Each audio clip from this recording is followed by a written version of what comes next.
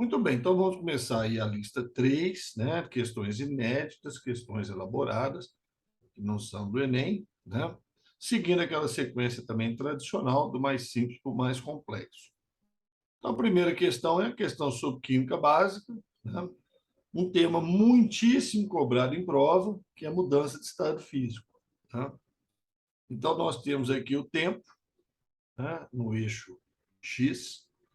Ao longo desse tempo aí é fornecido calor para a substância, e a temperatura da substância variando aqui de negativo, passando pelo zero, para o positivo e vai por aí afora. Né?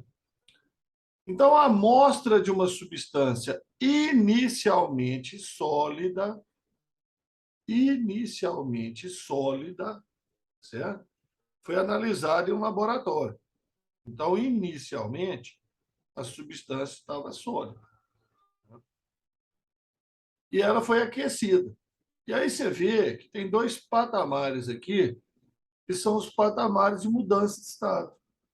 Então, aqui de sólido ela passou para líquida, de líquida ela passou para gasoso.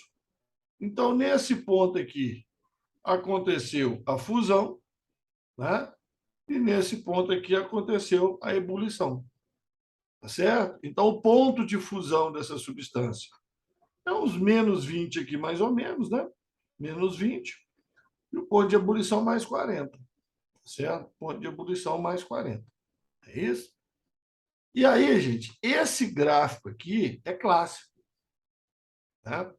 Esse gráfico que mostra fusão e ebulição em temperatura constante. Né? Então, está fundindo a menos 20, entre 0 e 40 aqui, né? Menos 20, e ebulindo a mais 40, em temperatura constante ou praticamente constante. Então, isso é um gráfico para mudança de estado de substância pura. Pura, tá certo? Pura. Porque se fosse uma mistura, ia variar pelo menos um dos dois. Geralmente varia os dois, fusão e ebulição. Mas pelo menos um ia variar, tá certo? Então, dentre as alternativas, assinale aquela que podemos considerar como correta. Né? O gráfico representa mudança de estado de uma mistura homogênea. Não. Ponto de fusão constante, ponto de ebulição constante, substância pura. Não pode ser mistura homogênea. Tá? A temperatura de fusão da substância é maior que da água pura. Não. A temperatura de fusão da substância está aqui no menos 20, é menor que a temperatura de fusão da água pura, que é zero. Né? Fusão da água pura é zero, ebulição de 100. Né? O tempo gasto para fundir a substância é o mesmo da ebulição? Não. Você vê aqui no eixo X, para fundir a substância, eu gastei esse tempo. Para ebulir a substância, eu gastei esse tempo todo aqui. Então, não é o mesmo tempo. Né? Aos 30 minutos, a substância encontra-se no estado líquido. 30 minutos, subiu aqui, estado líquido. Beleza. Tá? Ela está mais ou menos a 20 graus, né? No estado líquido. Tá? Então, essa aí, letra D está legal. Letra D está legal. Trata-se de um metal, não, capaz de resistir a alta temperatura. Piorou. Né? Porque a temperatura de ebulição dele é 40 graus. Quer dizer, um metal que ferve a 40 graus. Né? Não existe, nem existe. Né? Metal que ferve a 40 graus. Você tem metal que derrete a 40 graus, certo? Mas metal que ferve a 40 graus não existe, não, certo? Né? Então, não resiste, não resistiria, né, a alta temperatura, coisíssima nenhuma. Tá? Então, não é, não. Certo? Então, letra D de novo. Tá? Atomística. Bohr nasceu em Copenhague, Dinamarca, 7 de outubro de 1885. Obteve seu doutorado em 1911. Logo a seguir foi para a Inglaterra, onde trabalhou inicialmente com Thomson e depois com Rutherford. A partir do modelo criado por Rutherford, desenvolveu um outro modelo de átomo que logo alcançou ampla aceitação na comunidade de físicos e químicos. A partir desse modelo, a chamada teoria quântica se expandiu com os trabalhos de Heisenberg e outros, e por esse trabalho, né, Bohr ganhou o Prêmio Nobel de 1922. Na época, né, Einstein ganhando o Prêmio Nobel, Bohr, né, aquela festa lá, né, Madame Curie, né, que é a turma. Então, segundo Bohr, um elétron só emite energia, né? Um elétron só emite energia ao se mover de um nível mais externo para outro mais interno. Beleza, é isso aí. Ele só emite energia quando ele passa de um nível mais externo para outro mais interno. Então, você tem aqui o núcleo, você tem os níveis. A coisa acontece o seguinte: o elétron está aqui, ó. O elétron está aqui no primeiro nível.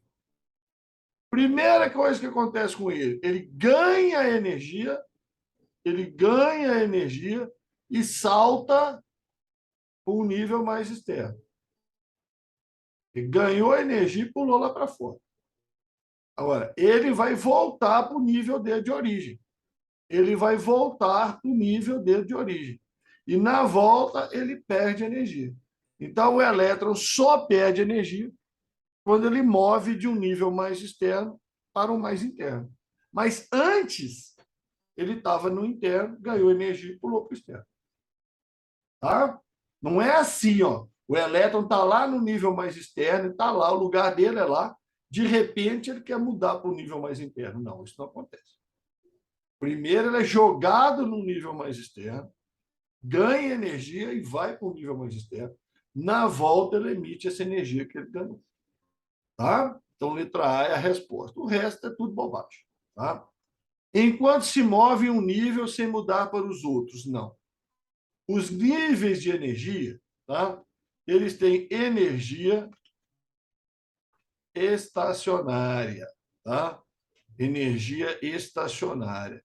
Os níveis de energia, quando o elétron está no nível de energia, a energia dele é constante, ele não perde energia. Tá? Ele fica estacionado ali num valor de energia. Quando ele está movendo num nível sem mudar para outro. Agora, você ganhar energia, aí ele pula para o mais externo. Tá? Ao se mover de um mais interno para o mais externo. É o contrário da letra A, claro, que tinha que estar presente para confundir o aluno. Né? Ao se mover entre os subníveis que compõem um nível. Pode sim. Entre os subníveis, ele emite energia. Tá? Só que tem um detalhe. Bohr não falou isso. Bohr não falou de subníveis. Tá? Realmente, o elétron, ao se mover entre subníveis de um mesmo nível, mover de um subnível mais energético para um subnível menos energético, ele pode perder energia, sim, ele pode emitir energia. Só que tem um detalhe, Bohr não falou isso. Tá? Quer dizer, a afirmativa está correta, mas não encaixa nas ideias de Bohr. Tá? Bohr não falou de subníveis. Tá? Conceito de subníveis, então, aqui, apesar de estar correta, tá? Apesar de estar correta, não faz parte do modelo de Bohr. Tá? Aí já é o modelo da mecânica quântica, o mecânico ondulatório. Não faz parte do modelo de Bohr. Tá? Quando está em movimento acelerado em seu nível de energia? Não. Quando o elétron está no nível de energia estacionária, ele não perde energia. Tá? Então, ele estava no nível, ele estava lá no primeiro nível, tá? Ganhou energia, pulou lá para o terceiro. Aí, quando ele voltar para o primeiro, ele perde energia. E perde energia na forma de luz. E nem sempre é luz visível. Nem sempre é luz visível. Pode ser infravermelho, pode ser ultravioleta. Tá? Então, nem sempre é luz visível. Mas isso é clássico, né? Isso aqui é um clássico. Tá? Radioatividade. O Césio 137 e o iodo 131 são espécies radioativas que escaparam dos reatores da usina nuclear de Fukushima, no Japão, como consequência do terremoto e tsunami que atingiu aquele país. Dados: césio tem número atômico 55, iodo tem número atômico 53. Número de níveis, número de nêutrons, número de elétrons, número de prótons. Então, peraí, vamos achar esse negócio de uma vez. Tá? Então, o césio, está falando dele aí, né? O césio que está falando dele aí, ele é o césio 137, massa dele, tá? Número atômico 55. E o iodo, que está falando dele aí, ele é 131, número atômico 53. Beleza? Então, seguinte, né? O césio tem 55 prótons, 55 elétrons. E quantos nêutrons? Né? Então, o número de nêutrons é a massa menos o número de prótons. Né? A massa menos o número atômico. Né?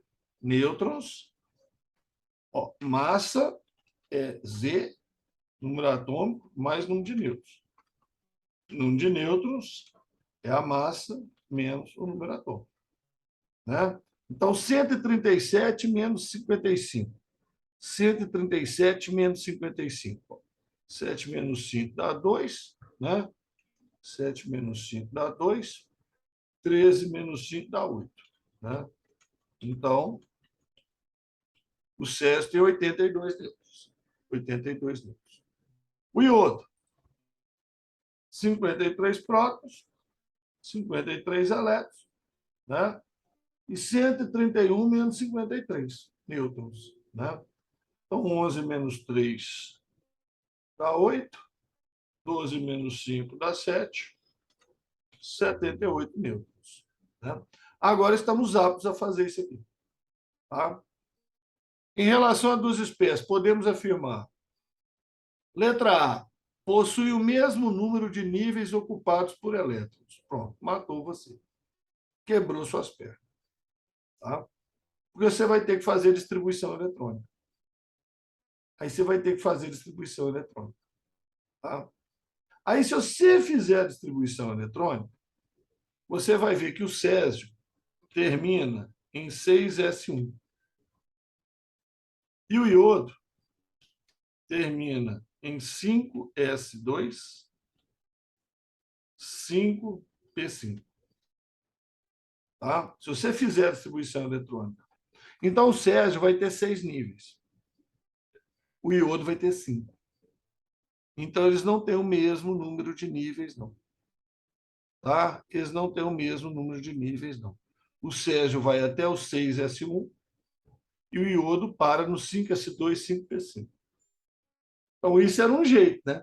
Fazer distribuição eletrônica. Na prova do Enem, não tem tabela periódica, pelo menos nunca teve. Tá? Mas se tivesse tabela periódica, era fácil. Tá? Basta se olhar a posição dos elementos da tabela periódica. O césio está no 6º período. 1, 2, 3, 4, 5, 6. Sinal que ele tem 6 níveis. Quem está no 6º período tem 6 níveis ocupados por elétrons. Tá? E o iodo está no 5º período. Certo? O iodo está no 5º período. Sinal que ele tem 5 níveis ocupados por elétrons. Ah, o silício está no 3º período. Ele tem 3 níveis? Exatamente. O ferro está no 4º período. 1º, 2º, 3º, 4º. Ele tem 4 níveis? Exatamente. Tá? Exatamente. Ah, e o urânio? Bom, o urânio é um actinídeo. Os actinídeos estão aqui, ó. 1º, 2º, 3º, 4º, 5º, 6º, 7º. 7 níveis. Os actinídeos estão enfiados aqui, tem 7 níveis. Então, se tivesse a tabela periódica, facilitava demais, né? Facilitava demais. Mas o Enem não usa tabela periódica, não coloca para vocês, então não é um problema. A outros vestibulares que colocam, você pode usar tranquilamente. Né? O césio 137 tem 4 nêutrons a mais que o iodo 131. Césio, 137, tem 82 nêutrons. O iodo, 131, tem 78. Letra B está certa. Letra B está certa. O césio 137 emite radiação por ter a eletrosfera instável. Não. Radiação é de origem nuclear. Tá? Não é de eletrosfera. Radiação se origina do núcleo. Não é de eletrosfera, não. Tá? O iodo 131 tem 5 elétrons no nível de valência. Então, isso aqui é negócio que eu falei. Se você fizer a distribuição eletrônica, você vai ver que termina em 5s2, 5p5. Isso é o último nível. 5s2, 5p5. É o nível de valência. Então, são 7 elétrons, né? 5s2, 5p5. São 7 elétrons, tá? Então, são 5 elétrons, não, são 7. O césio 137 tem 137 prótons no núcleo, não, tem 55. 137 é a massa, né? É a soma de prótons e nêutrons, né? 137 é a massa, é a soma de prótons e nêutrons. Beleza? Então, uma questão, colocou um pouquinho de radioatividade aí no meio, né? Colocou um pouquinho de radioatividade aí no meio, mas colocou bastante de estrutura atômica mesmo, distribuição eletrônica, próton, elétron, nêutron, né? Sempre tem que estar lembrando disso aí. Tabela periódica. Essa aqui é a tabela periódica. Os assuntos mais raros, né, de aparecer em prova do Enem, tá? Tabela periódica, raríssimo de aparecer, tá? Até porque não vem a tabela, né? Então, um pesquisador pretende usar magnésio, número atômico 12, como componente de uma liga metálica que está sendo desenvolvida para ser usada como catalisador de um processo industrial. Tá? Então, ele quer usar magnésio, número atômico 12, para fazer a liga metálica, que vai ser um catalisador. Em determinado momento, quando se preparava para produzir a liga, já deve ser pela milésima vez, né, que estava produzindo a liga, ele percebeu que não tinha mais magnésio no laboratório. Então, ele decidiu produzir a liga metálica com outro metal de propriedade semelhante, para verificar qual seria a implicação disso sobre o funcionamento do catalisador. Realmente, isso é bastante comum, sabe? Você está tentando usar um elemento, você, vou testar um outro que tem propriedade semelhante, vamos ver o que acontece. Isso é bastante comum. Tá? Então, considerando a tabela periódica moderna, o metal que ele poderia usar deve. Então, aí vem aquela história. Eu quero um metal de propriedades semelhantes ao magnésio. Então, vamos lá na tabela periódica. Metal de propriedade semelhante ao magnésio é metal que está na mesma coluna do magnésio, que é a coluna dos metais alcalinos, tá? Que é a coluna dos metais alcalinos terrosos, né? Alcalinos terrosos. Então, se não tiver magnésio, ele pode usar cálcio, pode usar estrôncio, da mesma coluna. Porque essa é a característica de coluna. Por isso que ela é chamada também de família. Coluna, grupo ou família, que são parentes, né? Eles têm propriedades semelhantes. Então, é usar um elemento da mesma coluna, tá? Usar um metal da mesma coluna. Então, vejamos. Onde é que está escrito isso lá? Né? Ser da mesma coluna que o magnésio. Do mesmo período. Período da linha horizontal. Não. Estar à direita, estar à esquerda. Não, aí seria de coluna diferente. Possuir mais elétrons de valência que o magnésio. Não. Mesmo número de elétrons de valência, camada de valência igual. Os elementos da mesma coluna, a camada de valência deles é igual. Certo? Então, estar na mesma coluna, mesmo grupo, mesma família. Tá? Questãozinha bem possível de aparecer aí numa prova do Enem. Bem possível de aparecer. Uma coisa desse tipo aí. Tá? Bem possível de aparecer. Assim, para quem não gosta de perguntar muito tabela periódica, essa é a questão tranquila. Tabela periódica.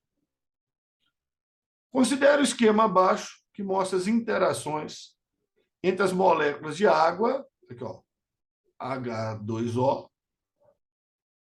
H2O, interações, linha pontilhada, com uma molécula de etanol, CH3, CH2OH. Então, olha aqui, ó, tá? As interações podem acontecer desse jeito, ó. Desse hidrogênio para esse oxigênio, ou desse hidrogênio para esse oxigênio. As interações, linha pontilhada. Então, as interações indicadas por linha pontilhada representam o quê? Essas interações aqui, linha pontilhada. Tá? Então, nos dois casos, você percebe o seguinte: temos um hidrogênio entre os elementos flúor, oxigênio ou nitrogênio. Entre eles, né? Então, daqui, ó, o hidrogênio ligado no oxigênio e atraído pelo oxigênio. Então, ele está entre oxigênios. E aqui também o hidrogênio ligado no oxigênio e atraído pelo outro. Então, podia ser flúor, podia ser nitrogênio, não tem problema. Se o hidrogênio está entre dois desses elementos, tá, iguais ou diferentes, tanto faz. Aqui podia ser um nitrogênio, não tinha problema nenhum. Aí chama-se ligação de hidrogênio. Ligação de hidrogênio. Então, as interações indicadas por linhas pontilhadas representam as ligações de hidrogênio, antigamente chamadas também de pontes de hidrogênio, né? Pontes de hidrogênio. Agora, a perguntinha que é para fazer para você, né? Aponta isso aqui, ó. Aí, essa ligação aí, qual que é? Bom, aí já é uma ligação entre átomos, né? Uma ligação dentro da molécula. Isso aí é uma ligação covalente polar, né? Uma ligação covalente polar entre ametais de eletronegatividade diferente. O oxigênio é mais eletronegativo, ele puxa os elétrons para ele. Ah, e se tivesse perguntado essa ligação aqui, ó, entre os carbonos, carbono ligado em carbono, ligação covalente apolar, né? Porque carbono ligado em carbono, mesma eletronegatividade, né? Então não puxa elétron para lado nenhum, certo? Então, poderia ter perguntado isso aí também, tá? É bem manjado, tá? Esse tipo de questão, que desenha as molequinhas, as ligações dentro delas, interações, tá? Bem manjado isso aí.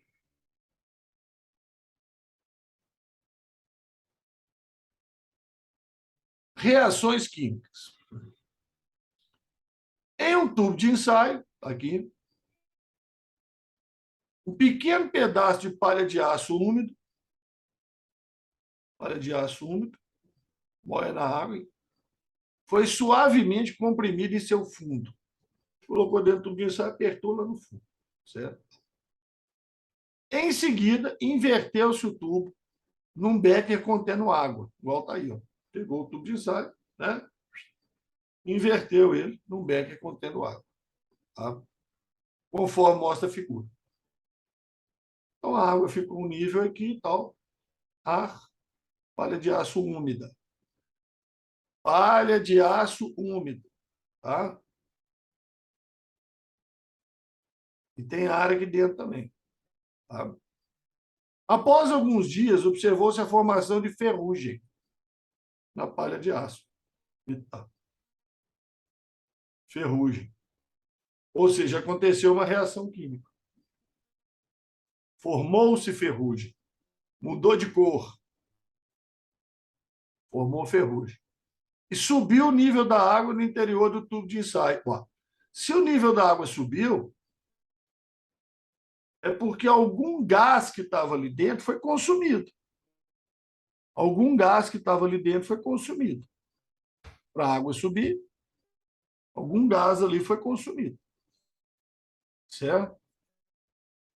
Senão, se o gás permanece ali, a água não ia subir, né? Não ia ocupar esse lugar. Tá?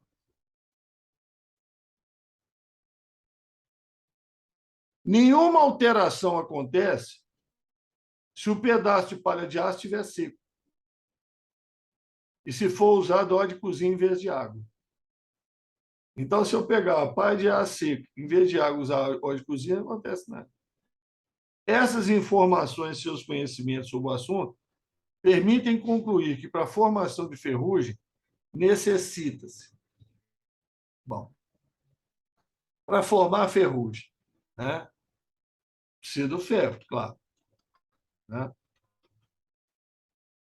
Precisa de que mais?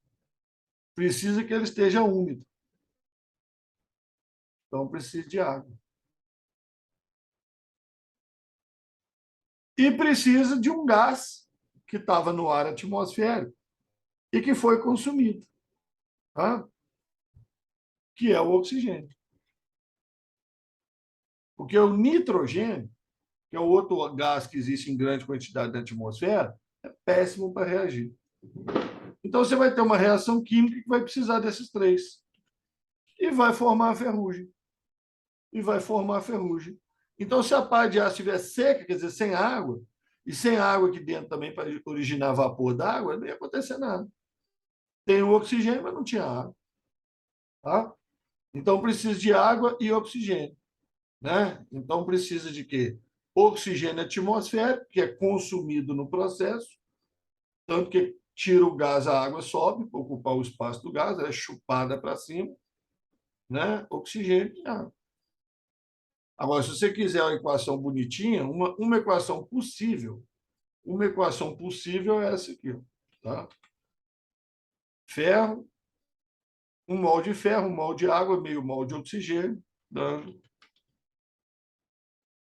hidróxido ferroso, que é um tipo de ferrugem. Tá? Você tem o hidróxido ferroso, tem o hidróxido férrico. Né? O ferro com a valência 2 e o ferro com a valência 3. Uma reação possível seria essa. Mas não estou querendo estudo, não. Tá? Eu estou querendo só que você perceba que, além do ferro, da palha de aço, precisa de água, porque ele falou que se tudo tiver seco, que usar óleo, não acontece nada, e precisa do oxigênio, porque consumiu o gás lá dentro e o oxigênio subiu. Tá? O desenhozinho está ampliado aqui, se você quiser desenhar, rabiscar depois, fazer alguma coisa aí, você imprime lá e trabalha nesse desenhozinho aí depois. Tá? Mas é clássico isso aqui, viu? Isso aqui é clássico. Tá? Bem manjado essa questão aqui. Tá? Até a SUS que tem. Isso aí não tem caído no Enem. 7. Estequiometria. Essa questão de estequiometria, tá? Ela é baseada num princípio que raramente é perguntado em prova. Raramente é perguntado em prova. Tá? Então, vamos falar dele aqui, porque se cair, você já está prevenido. Tá? Chama princípio de Avogadro. O princípio de Avogadro, ele fala o seguinte: se eu tenho volumes iguais de gases diferentes, mas nas mesmas condições de temperatura e pressão, esses volumes vão ter o mesmo número de moléculas. Hã? Entendi não, Ramon. Olha aqui, ó. Olha aqui. Na figura estão representados dois recipientes de igual capacidade. Então, por exemplo, recipiente de 1 litro, recipiente de 1 litro. Tá? Que contém dois gases diferentes, metano e o gás X. Na mesma pressão e mesma temperatura. Então, é o que falou ali. São volumes iguais de gases diferentes, metano e o gás X, nas mesmas condições de temperatura e pressão. Então, conclusão. Conclusão. Eles têm o mesmo número de moléculas. O mesmo número de moléculas que tem aqui, tem que ter aqui. Isso é o princípio de Avogadro. Volumes iguais, 1 litro, 1 litro. 10 litros, 10 litros, não interessa. Tá? De gases diferentes, nas mesmas condições de temperatura e pressão, tem o mesmo número de moléculas. Tá? Então, vamos ver a historinha triste dele aqui. Os hidrocarbonetos de menor massa molecular são utilizados como combustíveis, são gases na CNTP. Se a pressão desses gases for suficientemente baixa, poderão ser considerados gases ideais. A essas regras aplica tudo neles. Na figura estão representados dois recipientes, A e B, de igual capacidade. contém amostra de dois gases diferentes na mesma pressão, mesma temperatura. O recipiente A tem 0,020 mol de metano. E o recipiente B, 0,52 gramas de um gás X. Então, espera aí. Volumes iguais de gases diferentes tem que ter o mesmo número de moléculas. Então, se aqui tem 0,020 mol de moléculas, aqui também tem que ter 0,020 mol de moléculas. Também. A quantidade de moléculas tem que ser igual. A quantidade de moléculas tem que ser igual. Por quê? Porque são volumes iguais.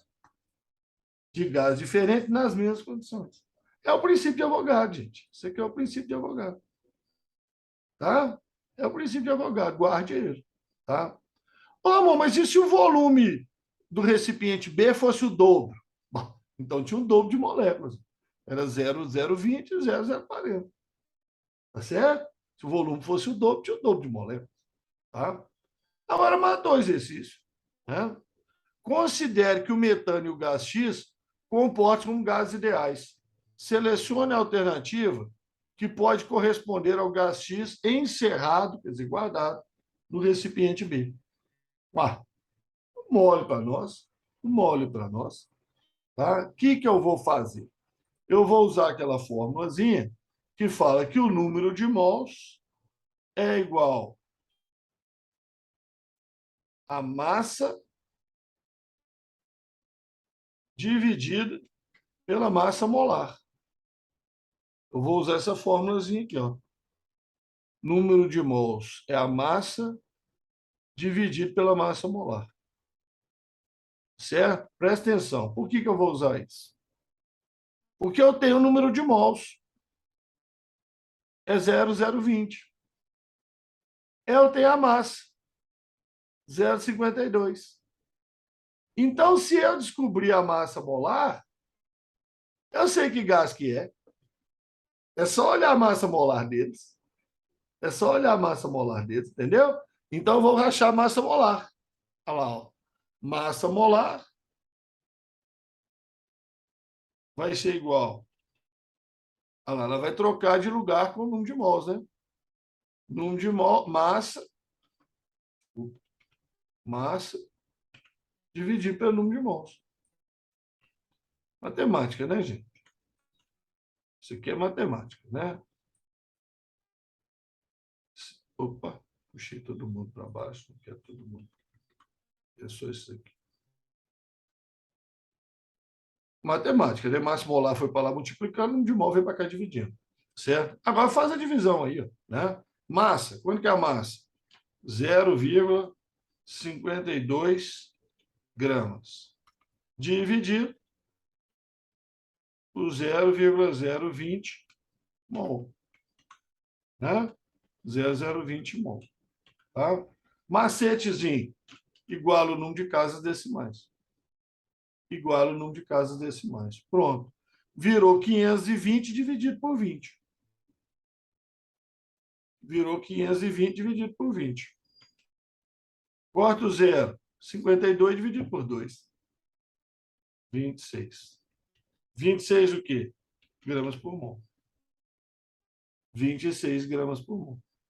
Né? Então, não pode esquecer essa fórmula, tá? Essa fórmula é muito útil. Número de mols que eu tenho é a massa sobre a massa molar. Se os volumes são iguais, estão nas mesmas condições, o número de moléculas é o mesmo, então o número de mols é o mesmo. A massa eu já tenho. Aí eu achei a massa molar 26. Agora eu olho aqui, quem tem massa 26? Etano, CH3, CH3. Massa molar, carbono vale 12, 2 mais 2, 24, mais 6, 30. Não vale. Oxigênio, O2. Oxigênio pesa 16, O2 pesa 32 gramas por mol. Acetileno. Acetileno é o CH tripla CH.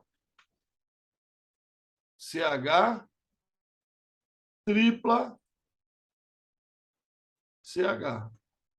Vamos pôr essa tripla ali. Uma tripla meio fake, fajuta ali, mas vamos pôr ela lá. Pronto. CH, tripla CH. Certo?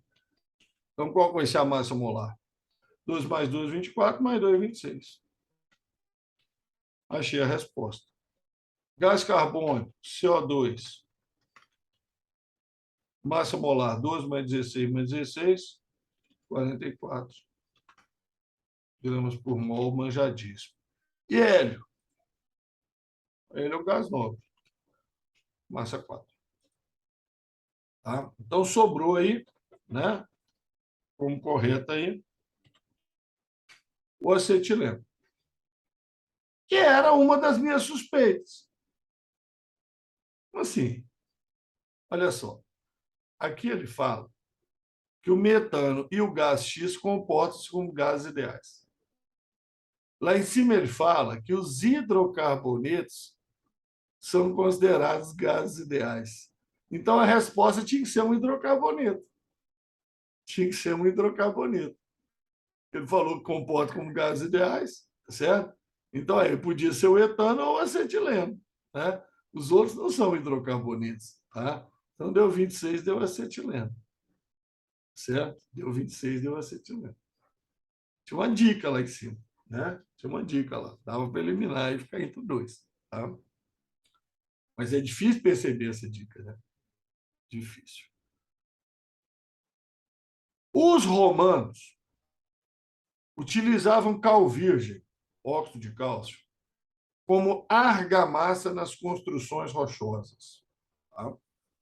Argamassa, cimento. Tá? O óxido de cálcio era misturado com água, produzindo a cal morta, hidróxido de cálcio, que reagia lentamente com o gás carbônico atmosférico, formando calcário e estabilizando ainda mais as estruturas. Né? Ideia boa, né? Pega a cal, faz a cal morta, reage com gás carbônico, vai virando calcário, carbonato de cálcio. Aí vai estabilizando. A equação química balanceada representativa do processo encontra-se a seguir. Ó, notícia boa. Notícia boa. A equação química está balanceada. Melhor ainda, um mol desse reage com um mol desse, dando um mol desse e um mol desse. Olha que maravilha. Já está balanceado e é tudo um mol. Ah, bom demais. Tá? A partir dos dados da tabela abaixo, qual que é a variação de entalpia dessa reação? Então, esses dados aqui, ó, tá? Esse ΔHF é a entalpia de formação de cada uma das 4 substâncias que participa da reação. Cada uma das 4 substâncias que participa da reação. Cada uma tem uma entalpia de formação. O que é formação? Por exemplo, CO2. É a produção do CO2 a partir dos elementos que o constituem, ou seja, carbono mais oxigênio, dando CO2. É a produção da substância a partir dos seus elementos, na forma como eles são encontrados na natureza. Então, quer dizer que essa reação, carbono mais O2 dando CO2, tem um ΔH de menos 393 kJ por mol. Então, um detalhe. Qual que é a entalpia de formação do O2? Qual que é a entalpia de formação do O2? Zero. Porque ele não é composto. Entalpia de formação é só para compostos, a partir dos elementos que os constituem. Então, os elementos são considerados zero. Carbono, entalpia de formação do carbono, zero. Do oxigênio, zero. Aí do CO2 é a diferença que dá nessa reação. Então, elementos têm entalpia zero. Tá? Então, se você precisar de entalpia do elemento, ela é zero. Mas aqui não vai precisar. Tá? Então, eu vou calcular a variação de entalpia. Como que eu vou calcular a variação de entalpia? Então, o método mais simples é o seguinte. Você reescreve a equação, reescreve a equação, está aqui, ó, e coloque embaixo dela as entalpias de formação. Então, do hidróxido de cálcio, menos 986. Estou arredondando, tá? Ah, por que você está arredondando? Porque as respostas, gente, são muito diferentes. As respostas são muito diferentes, tá? Então, não vou ficar trabalhando com essas casas decimal, nem ver, nem ver, tá? Vou arredondar tudo, não tem tempo para isso não, tá? Então, você vai pegar aqui, ó, hidróxido de cálcio, menos 986.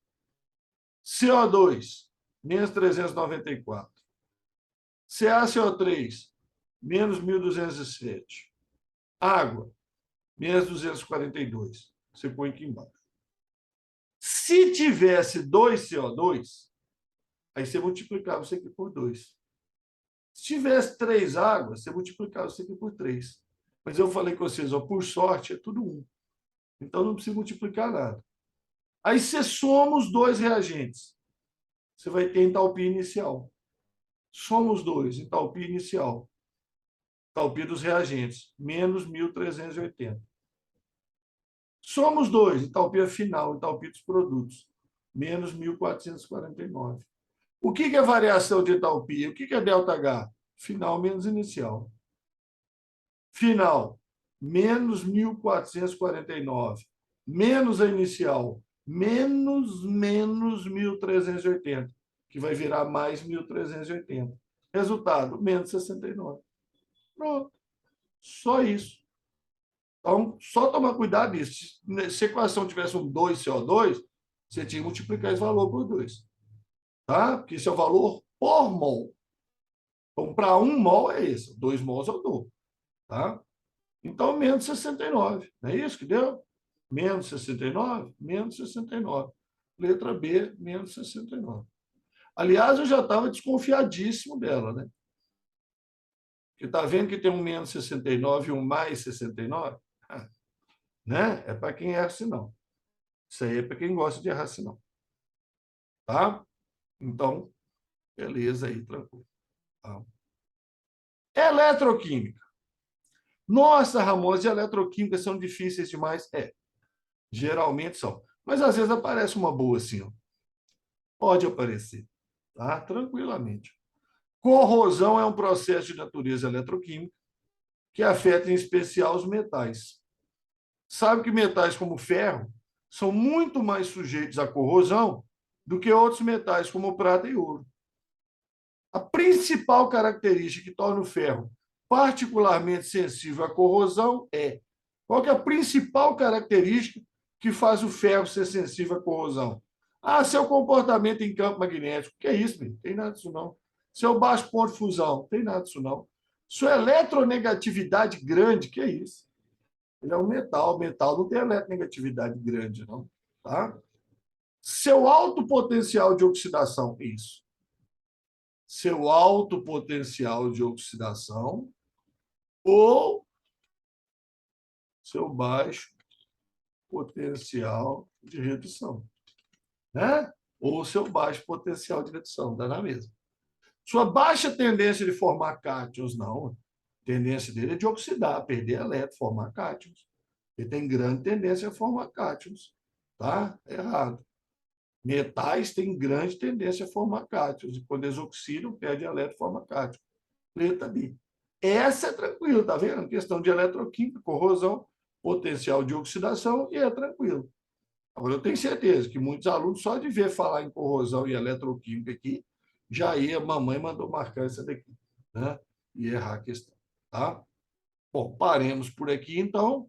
Próxima questão é a questão de soluções, já está o cálculozinho até. Ah, vou fazer ela aqui de uma vez, vou fazer uma vez, vamos aproveitar, vou fazer a 10 de uma vez. Biologia a gente fez 10 hoje, química vamos fazer 10 também. Certo vinagre é uma solução aquosa de ácido acético. O ácido acético tem massa molar 60 gramas por mol. Concentração 6% massa volume. Qual que é a concentração desse vinagre em quantidade de matéria? Que é a chamada concentração em quantidade de matéria. É a famosa mol por litro, mesma coisa. Tá? Mol por litro. Gente, muito fácil. Muito fácil. Primeiro, você tem que interpretar isso aqui. Ó. que é 6% massa-volume? O que é 6% massa-volume? Né? Aí eu falo com os alunos assim, é o rabinho de porco. Tá? Isso aí é o famoso rabinho de porco. Certo? Como assim, Ramon? Rabinho de porco? O que é isso? Você ficou doido? Não. Você tem aqui, ó, 6% massa, volume. Tá? Nesse tipo de exercício, a massa sempre você vai usar em gramas. O volume sempre você vai usar em mililitros. Tá? Em percentuais. Toda vez que você tiver percentual isso, percentual aquilo, tá? Toda vez que você tiver concentrações em percentual, a massa vai ser em grama, o volume vai ser em ml. Então, você vai fazer um rabinho de porco aqui, ó. 6% massa, volume. Concentração é. O que é concentração? Quantidade de soluto dividido pela quantidade de solução. Quantidade de soluto dividido por solução. Tá? Então, soluto, solução. Soluto, solução. Soluto, solução. Primeiramente, soluto. Depois, a solução. Então, você vai fazer aqui, ó. Esse 6 é do soluto. 1% é da solução. Primeiro soluto, depois a solução. Isso é um macete, tá? Isso é um macete. Soluto, solução. Guarda aí. Soluto, solução. Soluto, solução. Soluto, solução. Então, a primeira coisa que aparecer é soluto, depois é solução. Depois soluto, depois solução. Então, você pega os solutos, ó. A primeira é soluto, a terceira também. 6 gramas. 6 massa, 6 gramas. De quê? De soluto. 6 gramas do ácido acético, que é o soluto. Agora você faz o rabinho de porco, ó. Para 100, volume, ml. Para 100 ml, de quem? Da solução. Tá? Então é só fazer o rabinho de porco. Só fazer o rabinho de porco. Ah, amor, estava fazendo exercício lá, estava lá. 15% massa, massa. Né? Ou peso, peso, mesma coisa. Tá? Aí, ó, primeiro com o terceiro. 15 gramas de soluto para 100 gramas de solução. Tá? Então, desses 6% massa-volume, eu tiro essa informação. A minha solução tem 6 gramas de ácido acético, que é o soluto, em 100 ml de solução. Ele não quer concentração em mol por litro? Bom, concentração em mol por litro é essa fórmula aqui, ó, né? Concentração em mol por litro é essa fórmula aqui. Tá? Concentração em mol por litro é essa fórmula aqui. Certo? Molaridade, concentração em mol por litro, massa dividir pela massa molar pelo volume em litros. A massa é 6 gramas. A massa molar falou que é 60 gramas por mol. E 100 ml é 0,1 litro. É 0,1 litro. Entendeu? Massa molar, volume em litro. Achar a concentração em mol por litro. Essa fórmula é manjadíssima. Fórmula manjadíssima, tem que saber. Ó, 60 vezes 0,1 dá 6. 6 dividido por 6 dá 1. Então vai dar 1 mol por litro. Vai dar 1 mol por litro. Letra C. Vai dar 1 mol por litro. Esse rolo todo aí, né? Para dar 1 mol por litro. Tá? 1 mol por litro. Então, gente, ó, quando aparecer percentuais, fica ligado nisso. Massa vai ser em gramas, volume vai ser em mililitros. Concentração é soluto sobre solução. Certo? Então, primeiro soluto, depois solução. 15, soluto. Massa, soluto. 15 gramas do soluto para 100 gramas da solução. Tá? O que seria 12% VV? Aí, né? Seria o quê? 12 ml do soluto que é quando o soluto é líquido, álcool, por exemplo, para 100 ml da solução. Tá? Aí você escreve essa expressão e usa esses dados para calcular as outras coisas que eu estiver pedindo. Basicamente é isso. Tá? Então, por hoje, a gente para por aí, certo? Próxima semana, então, vamos aí para as questões 11 em diante. Tá? 5 questões e entramos já também na outra semana, na próxima lista. Beleza?